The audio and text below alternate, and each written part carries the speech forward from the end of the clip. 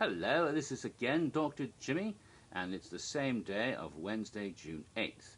And so now I'm going to go right into my next video for Halloween Horror Nights 22, Part 10, History of the Event, Part 10, and pick up right where I left off. I just started talking about the last house of the event, Penn and Teller, Newk'd, Las Vegas.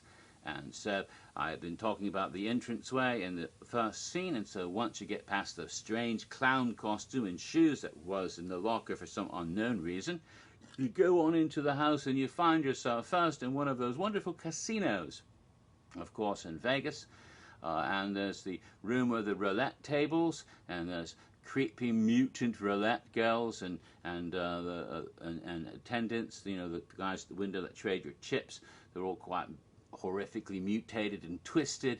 That's not that interesting, but it gets weirder as you go on in. There was a scene in one of those no-toe hotels. You know, a lot of people go, you know, what they say about what happens in Vegas stays in Vegas, and a lot of people go to those naughty hotels. But also there's a whole industry of getting married in Vegas. Sometimes you go to Vegas and you get drunk and you get married to somebody, and then, oh my God, what the hell did I do? And you get a very quick Vegas divorce. But anyway, one of these little, it was one of those little romantic hotels, and the heart was shaped like a bed. I mean, no, I'm sorry. The bed was shaped like a heart, and there's a big sign that says, do not pull rope. But of course you do pull rope, and that's one of the first guest activated things, and it causes the bed to start bouncing up and down. Ooh, the naughty things, and creepy. And there was a scare actor that was a newlywed, except it was one scare actor that was the newlywed. It was groom on one side and bride on the other side. He was marrying his own self, a sort of hermaphrodite marrying themselves. I mean, you know, that goes way beyond gay marriage. So you see that strange character. And then continuing in the house, again, trying to remember the scenes in order. I don't know if I got them in order, but I think there was sort of a backstage for the for Penn and Teller's magic act, and there's all sorts of weird props and things, including where they saw a girl in half, and of course the girl was there actually having been shown in half. A Vegas showgirl, half of her is missing, the other half's the other side of the room. There's guts spilling out, and of course she's alive and coming. Quite horrible, and all sorts of weird birds. Penguins? Were there penguins in there? I don't remember. Ravens, all sorts of strange things in that room. Props and lots of posters and stuff. Penn and Teller memorabilia. Then it's on into, I think, Caesar's Palace, I believe, and the casino room with all that one-armed bandits. Some people thought that if you push the right button it would cause it to go off, but that wasn't true. There were no guest-activated things in there, but a lot of people thought they were, and sometimes it sounded like it. And it's supposed to be Caesar's Palace, so there are attendants, and they're dressed like, you know, centurions, big, bulking, scary, mutant guys in Roman armor coming out at you from behind the slot machines. Then you go into the wedding chapel, of course, and here there's a whole lot of creepy mutants in the audience for a wedding, but you don't even see a bride and groom. What you do see is the king of rock and roll, dead Elvis. Yes, it's dead Elvis resurrected by radiation, even though he's buried in Tennessee, but he's resurrected by radiation in Vegas. The horrific king comes out, Rah! Zombie Elvis comes after you, and then even more fantastic, you hear this strange cry, Sarmoti! Sarmoti? Yes, it's an anagram, and it stands for Siegfried and Roy, masters of the impossible. And Siegfried and Roy come out, of course, also mutant zombies. And of course, Roy is the most horrific because Tiger Manticore, remember, who bit him in the neck and paralyzed him, is there, still attached to his neck. Quite hysterically funny, actually. A lot of this house was quite hysterical. From there you go into one of the great features of Vegas life, the early bird buffet, where old people go to the casino and have their dinner at 5 o'clock in the afternoon or whatever, and then go and spend the rest of the night gambling all their pension away. And so you go into this, and there's all these great trays of buffet, except everything in the buffet is horribly twisted and grotesque because of the radiation. So you have all kinds of things crawling on it, and it's rot and hideous food of all the things you'd normally get, like steak and lobster and all the wonderful buffet items, but all quite awful. And as you go through this, suddenly, oh, what was that? It's like, ooh, what was that? It's like you're getting sprayed with some sort of nasty stuff.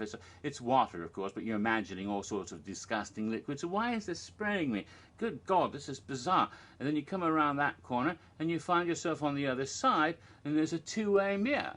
And you actually see the guests going through the buffet line, and there's buttons, push this button, and what's happening is you're pushing the buttons that's spraying the other guests on the other side. Another audience participation. So you get to get the people wet, and just like somebody else got you wet a minute before. Ah, ha ha! And sadistically, you push all the buttons, including the last one that says "Do not push," and you push that, and the water sprays you right in the face. Oh, a trick! Of course, this is Penn and Teller. They're going to do that to you. And there's a nasty character at the end, a chef, I think, that comes after you. And then the final scene. And the final scene, it's like all circus. There's a circus casino. It's all circusy. And there's big glass, like something should be behind it, but there's nothing. Then all of a sudden, clown appears. This is the evil clown that was promised at the beginning. Ah! Horrible clown to attack you. And so you're done. Now, I believe those big glass frames that don't have anything behind them were meant to house Penn and Teller themselves when they were supposed to make an appearance. And so if we were there on the night they were there, they'd actually be there, waving from behind glass to say hello to you as you went by, but they decided not to use them in the house, and instead they made those appearances, this meet and greet outside the queue area instead. So, and of course, as you exit, you scanned your card. Yes. And the cocktail for Penn and Teller, I tried to get creative because I was thinking, okay, Penn and Teller. So what would be the right cocktail for the two of them? And so for Penn and Teller Newk'd Las Vegas, I made as I described it, a tall, loud, and possibly radioactive mix of Malibu rum, pineapple juice, Midori, and Monster Energy drink. And next to it, a short shot of Cuervo tequila to accompany it and leave you speechless, thus making the joke Penn and Teller. Big, tall, and loud, short, and speechless. Yes, so I had then the cocktail with its accompanying shot, and let's see, here's the picture. You can see there the tall green radioactive drink with I think a cherry as a garnish, and there might have been other fruit up there as well, lime, orange reg in that as well. And next to it, of course, the little shot of tequila to represent Teller, Penn and Teller. There it is. Tap it against all the copy disappears, so you can just see the photo of the image there.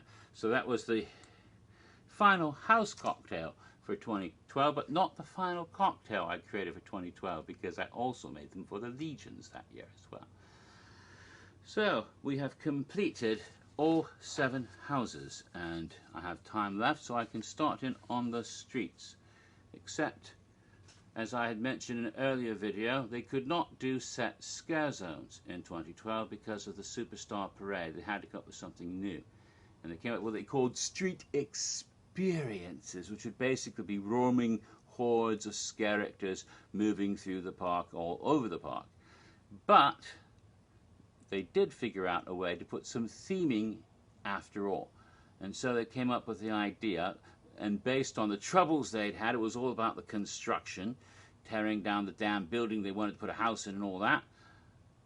The construction would be the catalyst for what would happen. See, they came up with this rather silly backstory, but delightful, just like in Poltergeist, where that whole suburban community was built on top of a cemetery, and they just moved the gravestones and put them on top of the hill, and all the bodies were still there, and so that's why all that nasty stuff happened. Although why it only happened to one house instead of the whole place, I have no idea. I guess that was the vortex, and they retconned it in later episodes, but later films, but let's get away from that. The idea here was that Universal Studios Florida had been built on a massive cemetery, and again, they only moved the headstones if they moved them at all. And so they built the whole park over it, and for, all those years, they were dead rested fairly well until they started poking around, started doing all that building, Rip Ride Rocket, and then they went and they tore down Jaws and started in on Harry Potter, and then they tore down Building 44 and started in on Transformers, and all that construction happening all at that time started to stir and disturb what was underneath, and they dug too deep and they broke into something really nasty, and not only releasing spirits of the dead, but also releasing spirits of death itself. They broke through a portal into another dimension where the spirits of death dwelt, the iniquitous, or should that be iniquitae? And these iniquitous, the actual incarnations of death, the spirit of, sort of like the Grim Reaper, but in many different bodies and forms, these spirits of death manifested and brought with them the legions of horror through time and space, bringing them all legions of terrifying monsters and demons and ghosts and evil things, and all of them burst forth onto the world because this horror had been unearthed, you see, and they started attacking everybody in the park. And the rather clever idea meant that there were no safe zones. Previously, when there were scare zones, you could always step onto the sidewalk and just watch people being scared in the streets. No, they could follow you onto the sidewalks now. The street characters could not only, the scare actors could not only do that, they could follow you into restaurants. They could follow you into bars and shops. And sometimes they even went into the restroom, which they weren't supposed to do, but they did occasionally. So it was like you couldn't get away from these bastards. Oh my God, you could be scared anywhere, anytime. Awesome. So there was a good thing about this. You know, there's negative repercussions about, oh, we didn't have set scare zones. A lot of people were really upset by that. You didn't have all this beautiful scenery. But it's actually a bit bogus because, in a way, the scares are more intense because they could get you in the shops. They could get you when you're sitting down having a beer at Finnegan's. You turn around and there's a vampire there to attack you, or a beast or something else. I was sitting having a hamburger in that Richter's, and suddenly the traditionals were all there, and that's where I first met Rosie, and she wanted my burger, and I offered her some candy, and she said, "Poison!" and ran off. "You tried to poison me." So that's the first time I encountered Rosie the Fox Girl, and I was sitting down having a burger in Richter's. So in a way, it was better because you could get scared anywhere, anytime, any place. Furthermore, there were sets in the streets. They just weren't those ones that were there all day in the park, which is also better too, because if they didn't have to build them and leave them in the park, you know, back in September, because often they build these wonderful sets, and then there's an event in September called Rock the Universe. And sometimes, not always, sometimes, there's some people that are less Christian than they're supposed to be, and they deface them because those are satanic. That's awful. Because you'd think, being a Christian, they would do unto others as they would expect others to do unto them. You'd think that they would not judge lest they be judged themselves. And even though they might not want to go to horror nights, other people do. And so why would you deface public property, private property, because you're angry, because you think somehow it's satanic? But it has happened before. And but this way, those sets wouldn't be there until the night of the event. They'd have them all off to the side, and then they'd bring them out because they're movable, and place them in position just at the turnaround time every night of the event. And it worked. And so you had all sorts of graves. You had big twisted cemetery gates when you started going in, and they were broken and twisted. And you had graves and monuments and things from the cemetery all over the park that were rolled out and put into place. And of course they utilized some of the graves from Hawthorne Cemetery, and you could read about, oh, that's, the Hawthornes, John and Elizabeth Hawthorne. You also saw Mary Shaw's grave in one place. So, and some new ones. And they had rather clever little joke monuments commemorating old things that are dead and buried now at Universal. A little grey tombstone that looked like a shark for poor little Jaws. A little one that looked like an ape for King Kong, because Kongfrontation had closed so many years ago. But Kong is back! But not then, yes. And also, one of the few set pieces that was out all the time, because it was out in World Showcase area, so they didn't have to roll it out every night. So it was there close to the entrance of Penn and Teller, basically, out there by that soda area near the gift shop, Men in Black, which had a little plaque that said Xena on it, commemorating the old Hercules Xenosha. So they had these little inside gags as well as all the nifty little set pieces for the various cemeteries, and it was all very lovely. And of course the iniquitous were there, and they were dressed in black robes with skull-like faces, but there were different sorts of iniquitous, because apparently each one of the roaming hordes, the legions of horror, had its own iniquitous. And so there were at least 6 different varieties of iniquitous, and some of them are quite, some with horns, some with angel wings, some with pumpkin faces, some with other, all sorts of different sorts, but all in black robes, mostly skulls, some with glowing eyes, some that had masks over their face, some that had 2 faces, one in the front and one in the back. And they're all quite hideous. One very demonic with bat wings and horns, one that was more like a fallen angel with feathered wings. All of these various strange creatures, usually on stilts, towering over everybody. And what's neat is because the different legions were associated with one of the iniquitous, sometimes the legions would surround and pay homage to the one in question. You'd have all these beasts bowing and snorting and sniveling to their iniquitous, or the warriors in formation doing, sort of like call to arms and saluting their iniquitous. That was just a neat thing that you would see from time to time in different parts of the park, because they ranged over the whole park. They were in New York, they were in Hollywood, they were in the Plaza of the Stars, they were, everywhere except Kid Zone. And they didn't go into San Francisco because there was something else going on there, which we've already discussed. Zombie, zombie, zombie, zombie, right? So, but you could see them all over the park in different places. And again, restaurants and any place they'd come running in there. It was all fun. Now, there were 5 legions of horror, or could we call them 6?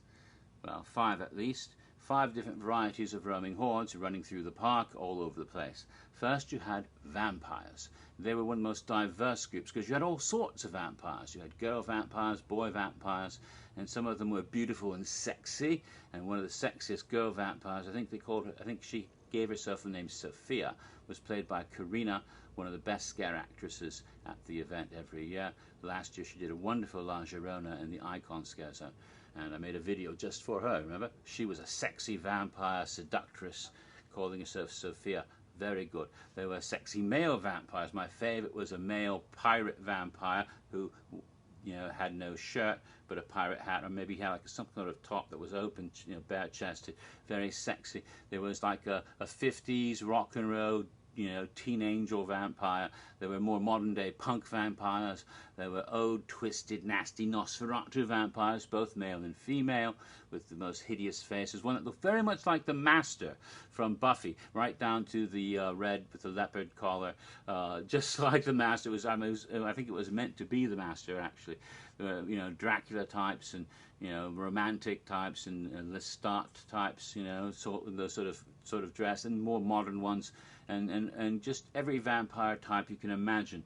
And so they're running through the park doing their vampirish thing with their pointy teeth. Wonderful. The second legion were beasts. And the beasts were meant to be like, not exactly werewolves, but all sorts of creatures. And they wore hoods and robes, and they had faces of different animals. And sometimes they used old masks, like the Skulder masks from the Spawning, and sometimes they had masks that looked more like the Grinch. In fact, they used the Grinch makeup and altered it. And some of them were more wolf-like or animal-like. In fact, I've been told the Chupacabra masks that they made for the house they tore down, they utilized these in some of the beasts as well.